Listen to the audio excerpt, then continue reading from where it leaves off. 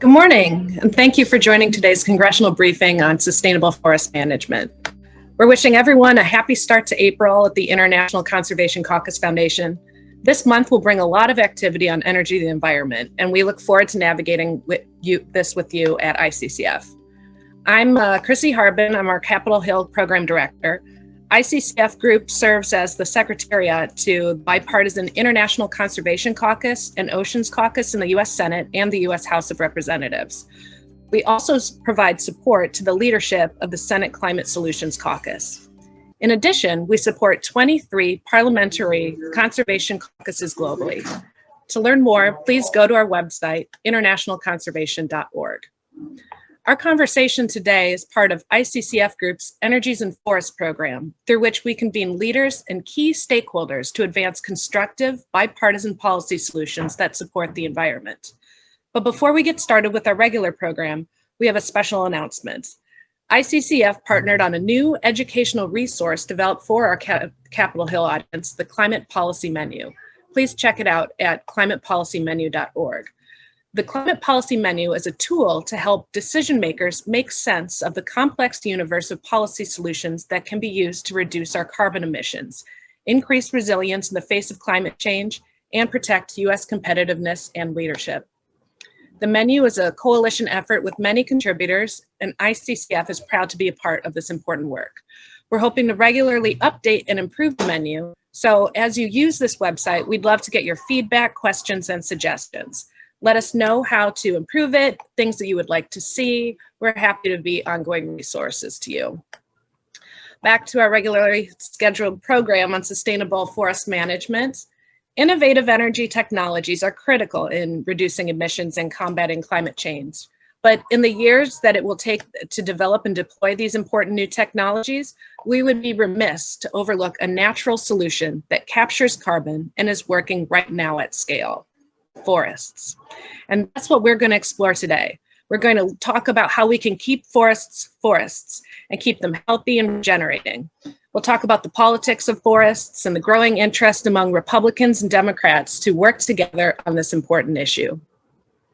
First, we'll hear from two senators who are leading the charge on Capitol Hill in advancing bipartisan forestry initiatives: Senator Mike Braun, a Republican representing Indiana, and Senator Jacky Rosen, a Democrat representing Nevada. They've both provided pre-recorded remarks today. They participate in the Senate Climate Solutions Caucus as co-chair and member, respectively. Second, we'll convene a robust discussion with experts who have deep knowledge and direct experience on sustainable forest management. We're thrilled to be joined by leaders from the Nature Conservancy, World Wildlife Fund, and International Paper. We'll use questions we received from congressional staff in advance to frame our conversation. Many thanks to everyone for participating today. To get started, I'd like to invite comments from Senator Braun, who's been a strong champion for sound forestry policy in the Senate and can speak to the important role that sustainable forests play in our clean future. He's sponsored legislation that would boost U.S. and international efforts to capture carbon by promoting healthy forests, such as the Trillion Trees Initiative and the Growing Climate Solutions Act. Hello, Senator Mike Braun here. Thanks for the opportunity to say a few words at the International Conservation Caucus Foundation Congressional Briefing. I've lived conservation in my own life through involvement in agriculture, silviculture, promoted conservation and forestry solutions my time in the Senate. Growing Climate Solutions Bill, Trillion Trees Act, and I'll keep doing it. Since I can't participate in the Q&A section today, I'd like to speak on a couple topics that are dear to me. A bill that's got a good chance of making it through, I think, in this Congress, the Growing Climate Solutions Bill, and also other opportunities that I think are in front of us when it comes to conservation and forestry. The bill that I had in mind, because I've been a tree farmer, I've been involved in row crop farming since the late 80s, it was easy. And the other thing that came into play is being a lifelong conservationist, being interested in Mother Nature from back in grade school and high school. It was easy to put together an idea that was not going to cost the government more, because so often we do things here, create new programs, they get tangled up in terms of how they're implemented, get government appropriations that are needed. I wanted to find something that made common sense. When I looked at the stewardship that is generally already done in a good way, especially by row crop farmers, forestry as well, although I think forestry's got a lot of upside potential because many farmers who own forest ground and many forest owners view it, since it's a long-term investment, maybe a little different than what an annual crop would entail. So in my mind, the Growing Climate Solutions Act has the possibility of maybe disproportionately benefiting forest owners. So, and I think the technologies that are now in place to help baseline what your CO2 footprint is even makes this more doable. And what I like about it most is we've got voluntary markets already there. Farmers, especially on the ag side, carve out a small profit per acre each year. This gives you another tool to work with. Forest owners, whether it's part of an ag farm or just a tract of timber ground by itself, in many cases don't manage their resource to the extent they should. I've always believed in really maximizing the science, putting the effort in to make sure that you're growing wood as quickly as you can. Mother Nature will do the same thing, but at a much slower pace. That differential between what Mother Nature might do and what you can do through sound management tactics, to me, is the simplest way to look at why this bill will work. Row crop farmers have that same ability.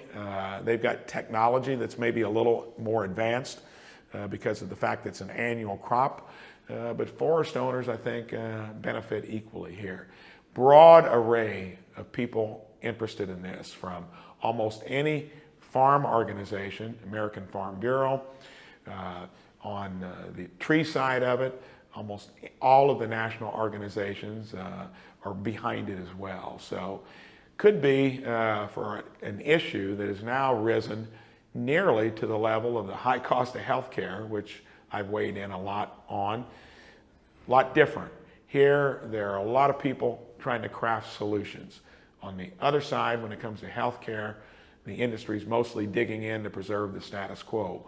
Running a business over the years, I've found that you need to be ahead of the curve and not behind it. So, in a nutshell, that's why I'm excited about this bill. Thank you for the opportunity to say a few words. This is important, and you can always count on me as being one, as a steward of the land, that's going to put our industry, tree farmers across the country, forestry up there as a high priority. Thank you. Thank you very much for your time, Senator, and for your leadership. For our next distinguished speaker, we're pleased to have Senator Jacky Rosen of Nevada with us. She consistently works with her Senate colleagues from across the aisle to ensure that forests and public lands have the financial resources they need to be healthy. Senator? Hello, I'm Senator Jacky Rosen, and I'm proud to represent the great state of Nevada. I want to thank the International Conservation Caucus Foundation for hosting this event. I also want to thank the distinguished panelists for their insight and commitment to protecting public lands. As a senator for Nevada, I understand the importance of public land preservation. Over 80% of my state is public lands, and it's our responsibility to protect and maintain them. That's why I helped introduce and pass legislation like the landmark bipartisan Great American Outdoors Act to fully fund the Land and Water Conservation Fund and reduce the $19 billion maintenance backlog on our public lands. We need to continue investing in our land management agencies, especially as we gear up for the upcoming wildfire season. Reducing hazardous fuels, improving vegetation management, and landscape restoration are all key to healthy forest and rangelands. In addition to responsible forest management, we must acknowledge that climate change and increased temperatures directly correlate to the growing intensity of these wildfires. The longer we fail to address climate change, the more costly and dangerous its impact will be. Studies. Very impressive. Linda, happy to turn things over to you for your thoughts. Great. Thanks, Chrissy, so much for inviting me to this important discussion. And good morning, everyone. I'm coming to you live from Shepherdstown, West Virginia, near the beautiful Appalachian Trail. But I grew up in southern New Jersey on a 40-acre wooded property that my dad was able to maintain because of some of the tax benefits he got from sustainably managing it. He was one of 21 million family forest owners in the U.S. who together manage more than 1/3 of all U.S. forests. So forests have always been near and dear to me. Just by way of introduction, World Wildlife Fund is one of the world's largest conservation organizations. We have about 8,000 staff working in more than 100 countries around the world. And we believe that businesses can and must be part of the solution for forests. Companies that are committed to sustainable and climate-smart forestry and sustainable purchasing of wood and paper products can deliver positive social, environmental, and economic benefits, including job benefits here in the U.S. WWF has partnered for more than 2 decades with leading U.S. companies, including International Paper and others, to help them with responsible sourcing of forest products and to take other actions to support forests, like restoration. We're working with companies across many sectors, including Walmart, HP, Kimberly-Clark, Williams-Sonoma, and Lowe's, just to name a few. And we'll be launching a new corporate engagement program early this summer called Forest Forward to engage more U.S. companies that want to take action for forests, climate, and nature. I want to spend just a minute on the global forest picture and then come back to the U.S. Forests are essential to life on Earth. They filter the air we breathe and the water we drink. They're home to more than half of the world's terrestrial wildlife. They're also home to more than 1 billion forest-dependent people who depend on them for all their livelihood needs. And of course, forests are critically important to our global climate. I like to say that trees are climate superheroes because by protecting, restoring, and better managing the world's forests, we can address up to 1/3 of global climate emissions. But about half of the world's forests are at risk from deforestation and forest degradation. And deforestation is also one of the biggest contributors to increased human exposure to zoonotic diseases like Ebola and coronaviruses. WWF has long worked with Congress to combat threats to forest overseas, like illegal logging, that can undercut U.S. businesses. The Lacey Act amendments of 2008 provide a major opportunity with Congress and the administration to accelerate work on this landmark bipartisan law.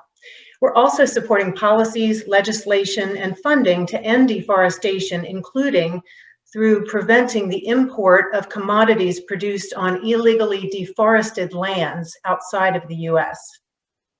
Now bringing it back to the U.S., we obviously have beautiful forests on both public and private lands, and I know each of you has a forest or woods that you love to go to and be rejuvenated by, especially over the past year.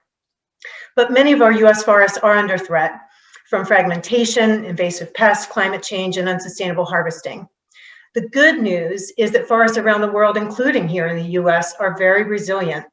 And there is great momentum, as Chrissy said, there's huge momentum now, particularly on the part of companies interested in nature-based solutions for climate mitigation, to take more action for forests to protect, restore, and improve their management. And doing so will be an enormous benefit, like around buffering communities against extreme weather events and flooding. We believe that Congress and the administration are key to these solutions, working in a bipartisan way. First, to improve protections and management of public lands, particularly primary forests. Second, to help incentivize private landowners of all sizes to manage their forests for climate and nature benefits through tax incentives, through agency programs, to encourage the types of incentive payments like Senator Braun mentioned, and the use of voluntary certification programs like the Forest Stewardship Council. And third, to support forest restoration for climate, biodiversity, and water benefits. So in closing, I just want to mention 3 specific items that we're particularly encouraged by and supportive of right now. First is the Senate Trillion Trees Bill, sponsored by Senator Braun and Coons, Senator Braun who just spoke. This really is an example of a bipartisan effort to protect vital forests, grasslands, and other ecosystems in the US and abroad. Second, we're also encouraged by the attention on the critical issue of heirs property to help African American family forest owners in the Southeast US secure some of their legal property rights and gain access to more resources at the federal, state, and local level that might help them keep their forests as forests. And finally, we strongly support the Forest Service, other Farm Bill and agency programs aimed at working forest conservation easements and incentivizing improved forest management programs on private lands. I'll stop there, but we really do think that there is win-win solutions all over the place for forests that can benefit businesses, people, and communities alike. So thank you very much. Thank you, Linda. Thanks for that insight. Yeah, and it's interesting to see the increasing interest among both political parties to partner in this space. I'm very impressed to learn by the number of people who are involved here. I'd like to introduce our next panelist. She's with the Nature Conservancy. Cecilia Clavet handles the fire and forest restoration portfolio for TNC, and she directly engages with Congress, US government agencies, a wide variety of national and regional stakeholders and relevant members in the private sector. She has a lot of direct experience from some of her previous roles as well, from the Northeastern Area Association of State Foresters and the Wilderness Society. So another really important voice in this conversation. Cecilia, I'd like to turn it over to you for a few comments. Thank you, Chrissy, and good morning, everyone. I'm happy to be here. American forests are critical to the economy, public health, and environment.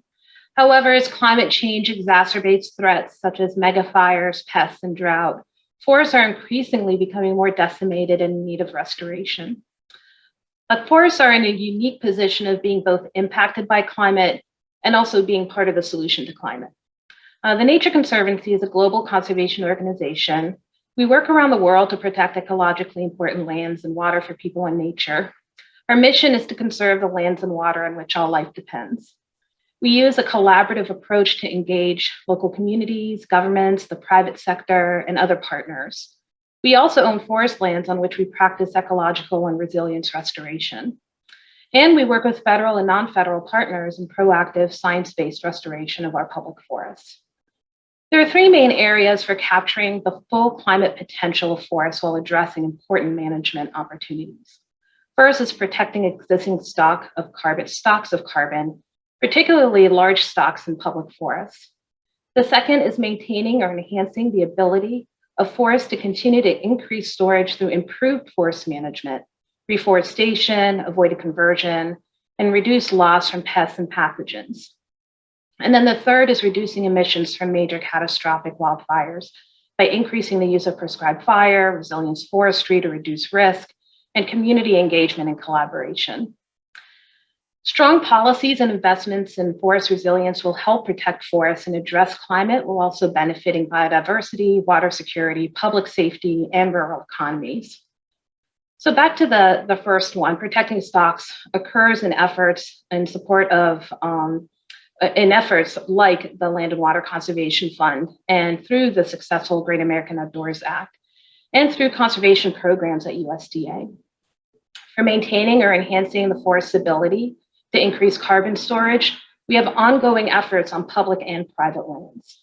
On private lands, we're working in partnership with family forest owners, which make up 36% of US forests, through the Family Forest Carbon Program. This allows these forest owners to contribute to climate solutions through their forest management practices. Proposals like the Rural Forest Markets Act would support this type of work by providing security to investors. On public lands, maintaining and enhancing would include efforts that increase reforestation on federal lands and addressing the infrastructure needs associated with reforestation, like nursery capacity and workforce. Proposals like the recently introduced Replant Act would lift the Forest Service's Reforestation Trust Fund cap to allow for more reforestation activities to take place on national forests. With regards to reducing emissions from major catastrophic wildfire, this is to meet the immediate and long-term challenges associated with climate and wildfire. The challenge is enormous and amplified by climate change. And there are many doable actions to meet these challenges at multiple levels. For example, on public lands, we work in collaboration with agencies, states, tribes, NGOs, and other partners in addressing climate and wildfire challenges. I highlight one particularly successful program at the Forest Service called the Collaborative Forest Landscape Restoration Program, CFLR, that brings partners and non-federal investments to the table to address forest landscape challenges. Unfortunately, funding for wildfire resilience has remained relatively stagnant regardless of the trends, and as we continue in this era of modern wildfire. And yet we continue to see the devastating impacts of wildfire. We are increasingly seeing records being broken on wildfire firefighting costs, and now we're breaking worldwide air quality records. We know what kind of work needs to be done on the ground. The challenge continues to be ensuring that the work is funded. We need a paradigm shift that includes a surge in funding. We need new strategies that most effectively apply resilience practices on the ground and that have co-benefits, including for community economic development, infrastructure, protection of drinking water, conservation, and the promotion of solutions to climate change from natural and working lands. We were successful in 2018 with the fire fix, which stabilized agency budgets from increasing wildfire suppression costs. But now we need to see reinvestments in those programs that have been impacted for decades. TNC is currently exploring multiple areas in the federal budget system for potential additional funding sources, including expanding existing programs, looking at CFLR, for example, and the hazardous fuels program. The second is redirecting existing funding for this type of work, looking at rural development programs, labor, defense. And then the last one is looking at public-private partnership and innovative financing. Where do some of these relationships bring additional funding to the table? And how do we encourage non-federal funding to come to the table for this type of work? We work internationally as well. TNC works on international forests through prioritizing natural climate solutions and international development assistance funding, and in continuing US investments in protecting, managing, and restoring forests globally through ongoing USAID commitments to biodiversity and sustainable landscapes. The Senate Trillion Trees Bill supports this type of work, among others. Finally, natural climate solutions, such as forests, can provide almost a third of the global solution to climate change, but they are just one piece of the larger climate puzzle. These efforts must work in concert with the other efforts, including transitioning to clean energy. And only by implementing all of these efforts collectively can we create a more sustainable and resilient future. Thank you, everyone. Awesome. Thank you, Cecilia. Very good to know what you're hearing on the bill, and I look forward to diving a little further into detail during the Q&A. But before we do that, I'd like to turn things over to our third panelist. Last but not least, I'd like to introduce Sophie Beckham, who's a forester by trade and education. She also holds a master's degree from forestry from the Yale School of Forestry and Environmental Studies, and she's worked in the forest product sectors for many, many years. She's the first ever Chief Sustainability Officer at International Paper, a 120-year-old forest products company with a long history of stewardship. Sophie leads the development and execution of IP's sustainability strategy and works closely with a diversity of stakeholders. Sophie, we're eager for your thoughts as well.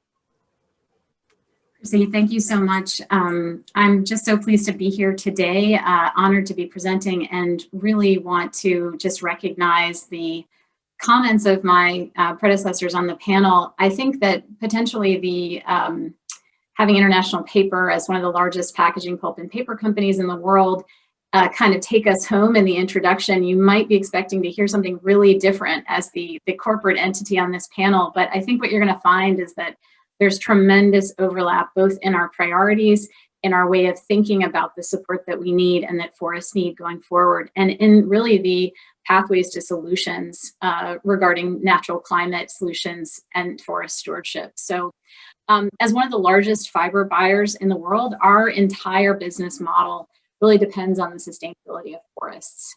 So as we pursue our mission, which is to transform renewable resources into products people depend on every day, we're also committed to ensuring that our entire value chain, from the forest to the customer, is really delivering sustainable outcomes. So I think as we think about value chain, it's really for us sort of a three-legged stool. We start with forest stewardship, and my colleagues on the panel have really spoken to some of the importance of that, and I'll get into that as well. So pairing that with our aggressive target for greenhouse gas emissions reduction of 35%, and also then looking at the circularity of our products, these three together help us to advance a low carbon vision for the future. We recently announced a suite of sustainability goals called Vision 2030. They are centered around and begin with our ambition to lead forest stewardship efforts globally to really ensure healthy and abundant forests. As Linda and Cecilia referenced, we know that improved natural forest management is an essential climate response, and that forests really hold the greatest biodiversity, sequester the most carbon through this ancient technology called photosynthesis, and really release the most carbon when they're damaged or destroyed, and all of the forces that might depend on forests and impact them towards either those ends or the positive outcomes. Our relationships with private landowners in the US really support the long-term sustainability of forest resources. We source 90% of our wood fiber from landowners who manage working forests, many of them for multiple benefits, including carbon sequestration, recreation, water quality, biodiversity, and for many landowners, most important is the economic return that those forests bring to them. Knowing that forests offer the largest natural climate solution, and as both Cecilia and Linda referenced, this 30% or 1/3 potential, we also know that we can only work to leverage forests as those solutions through collaborations with partners to really look at the management, conservation, and restoration of those forest systems. And that's true for us within our supply chain, but also outside of our own supply chain in other globally important regions. I'm pleased to say that we can advance that work. We have partnerships both with the World Wildlife Fund and the Nature Conservancy in the US and also at the global level. And I think what we're starting to be able to conclude is that we're at a junction where there should be a very strong case for sustaining the forest industry, both as a global conservation and a climate strategy. And that is the end to which we are working, so that rather than having a sustainability strategy per se, we want our business to deliver sustainable outcomes. So I'm very happy to stop there and go for questions, Chrissy. Sounds awesome. Thanks, Sophie. So happy to turn over to questions. We'll start with a few that we received from offices in advance. Again, friendly reminder for those who are in the audience today on YouTube to enter additional questions on the chat box on YouTube. We'll try to get to those as well. I'd like to stay on this point on this coalition effort in promoting sustainable forests. I think all three of you really touched on the diversity of folks who are at this table. So I'd love to talk more about that. Could you elaborate on how your organizations are working together to drive this partnership and bring many voices together to support sustainability? Cecilia, would you like to begin? Sure. Gosh, we're involved in so many different partnerships. It's hard to pick one. I might pick one, just the historical one, the Fire Fix one. They were different organizations who understood or were directly impacted by programs that they cared about in the federal budget that were getting slashed in order to make up for firefighting costs. And so this big coalition comes together that included partners from recreation, conservation, environmental, forestry industry. We had governors involved, states at all different levels with an interest in helping to solve the problem. So that's one example. Bringing the corporate engagement into things like the Family Forest Carbon Program. We're seeing that quite a bit too. So Sophie talked about that partnership as well. And then there are the partnerships that happen directly on the ground, the collaborative work on specific projects. So bringing partners on the ground whether that's NGOs and tribes and the federal partners and the state partners coming to agreement on specific projects. And we see that all over the landscape. And those are where we see the successful landscape resilience projects taking place. Chrissy, I could add to that. Yes, please. Yeah, I would just sort of amplify those comments, Cecilia. I think one of the ways that we structure our sort of partnerships and thinking about how we create impact and get to scale is by really looking both upstream and downstream in our value chain. So what is important to our customers, to our key stakeholders, to our partners like WWF and TNC and our investors, and then also how do we work with the land base? As I said, our entire business depends on the relationships we have with forest landowners and the work that we do to ensure that we can continue to buy their fiber because it meets our requirements, and that we're also advancing sustainable forest management practices. So one concrete example of the upstream side is that years ago, we recognized that our customers were increasingly asking for certified forest products. Many of them were asking for FSC, the Forest Stewardship Council labeled products.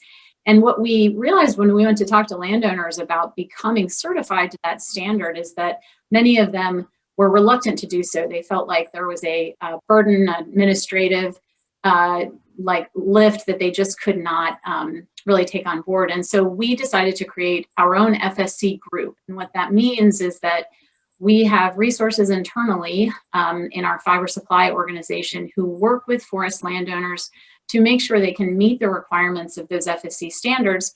We bring them into our group, provide them those technical resources, and thereby create more FSC certified acres in the landscape, and also are able to meet our customers' need for an FSC certified product.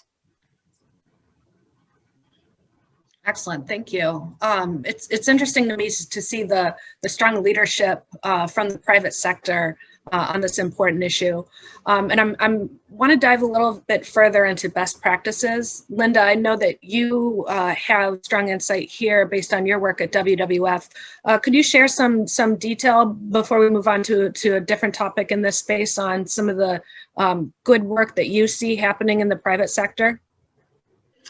Sure, yeah. I mean, as Sophie mentioned, International Paper and other companies we work with are really embracing opportunities to utilize sort of best practice in forest management that best protects some of the environmental and social values related to forest management. So Forest Stewardship Council certification or other standards that really, can really promote those environmental and social benefits. So for example, there are a variety of forest management practices that have been shown to increase carbon storage, increase biodiversity, increase water quality benefits, leaving wider stream buffers when you're harvesting trees, directional felling to make sure you're not injuring other trees, reducing pesticide use, in some cases, increasing rotation length before harvest in a way that can still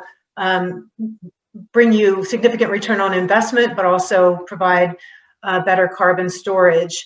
There are various ways that in forest management planning, you can design forest management harvest, road construction, other things, vine removal, restoration plantings that can all represent ways to increase biodiversity in forests and increase their resilience and diversity over time to major weather events and pest infestations and things like that.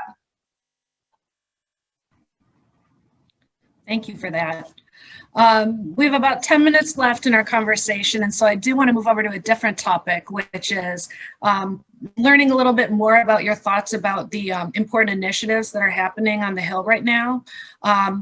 All three of you mentioned some important initiatives that, and we were also, during your comments, and we're also thrilled to have two champions from the Senate send comments earlier today to talk about some of the things they're leading. What can Washington get done this year? What are some of the opportunities you see to happen this Congress?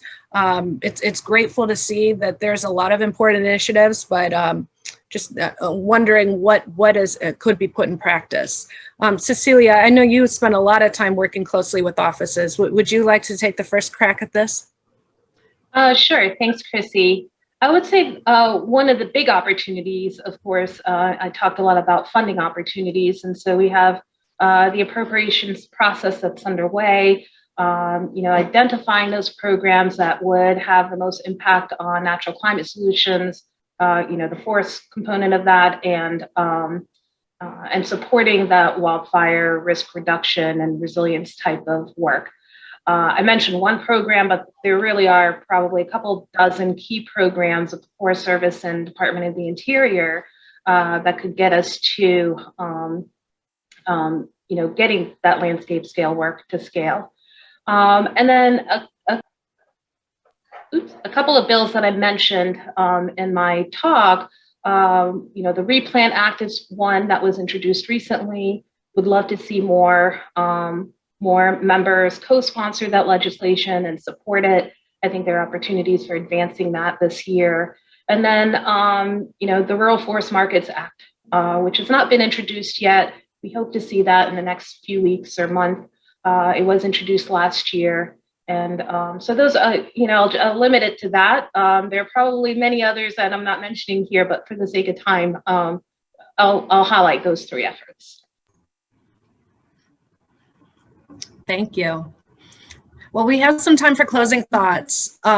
So if there's anything that we haven't discussed here that you think would be good for our panelists or for our Capitol Hill audience to know as they work on these important issues of sustainable forestry practices, I can pause here and give some time for closing comments. Linda, would you like to go next? Yeah, sure. First of all, thank you again for the opportunity. We are, I think, really encouraged by conversations we've had and opportunities we see with Congress and the administration related to some of the bills that we've mentioned, some of this, like I said, enormous interest on the part of the private sector in taking action for forests in a way that can benefit their business, benefit climate, and really resonate with their customers. And we are just really optimistic that this notion of climate smart forestry and the ways that taking action for forests can just have so many different benefits, health benefits of forests, recreation, education. I think this past year with the pandemic has helped us all. I think we've all sought more refuge in forests in our own backyard or throughout the US. And so I'm hopeful that we all can find continued ways to work together. I think better forests means better business, it means better health, it means better economy, and it means better outcomes for nature and conservation. So it really is a win-win. And this opportunity for bipartisan action that just really celebrates our nation's forests and this incredible natural resource that we have that has just multiple benefits for people, nature, and economy.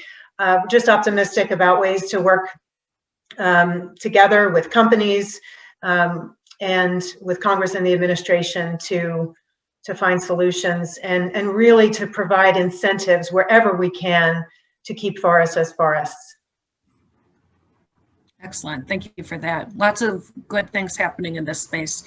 Sophie, closing comments, and then turn it to you, Cecilia. Yeah, thanks, Chrissy. First of all, I think key takeaway from this should be that we on the panel are really broadly aligned on the outcomes that we're seeking here. And I think if we work together with our friends in Congress, we can really get to those outcomes swiftly and with impact. I definitely think from an international paper perspective, we really generally and broadly support any bill that has a natural climate solutions component, particularly the Trillion Trees Act and the work that Senators Braun and Kuhn have done on this so far. So we'll be interested to see how those develop and better understand some of the details of things like the Rural Forest Markets Act as well that Cecilia mentioned. I think that because of the high level of threat to forests and the high level of opportunity to mitigate those threats and really achieve sustainable outcomes. There's just this is a time to meet the moment and really be able to reach out to those landowners, to forest managers, and to think about public lands in the same space. Cecilia, I love the work you all are doing on fire management. I think it's so critical. And to really see an improvement in forest management practices across the board. So I'm really excited for what's to come, and I really look forward to working with every group, all the groups on this call to advance those shared objectives. Chrissy, thank you, and thanks to my co-panelists here. It's been a wonderful talk. I don't know that I have a whole lot more to add to what Linda and Sophie has said. I mean, everything you've said here in the closing comments is what I wish I could just repeat over again, but I'm not going to do that. Other than to say, I look forward to continuing to work with you all too. And I just want to make sure that, I know we're all available to staff and members and continuing the conversation and exploring additional opportunities. So thank you all. Excellent. Thanks. Yes, this is part of an ongoing conversation. We look forward to continuing to work together on the panel and also with our Capitol Hill audience. So I do encourage our listeners to reach out to our expert panelists or myself if you have any questions left unanswered. We look forward to your ongoing partnership on this space. Thanks again to our speakers, Linda, Cecilia, Sophie. Thank you for being so generous with your time and insights. I certainly learned a lot from our conversation and hope that our audience did too. Thanks to Senator Braun and Senator Rosen for sharing remarks at the start of our program and for their leadership in Congress. We'll see this group in 2 weeks for a conversation on energy storage. So please don't hesitate to reach out in the meantime, and don't forget to check out climatepolicymenu.org. Thank you very much. Thank you so much.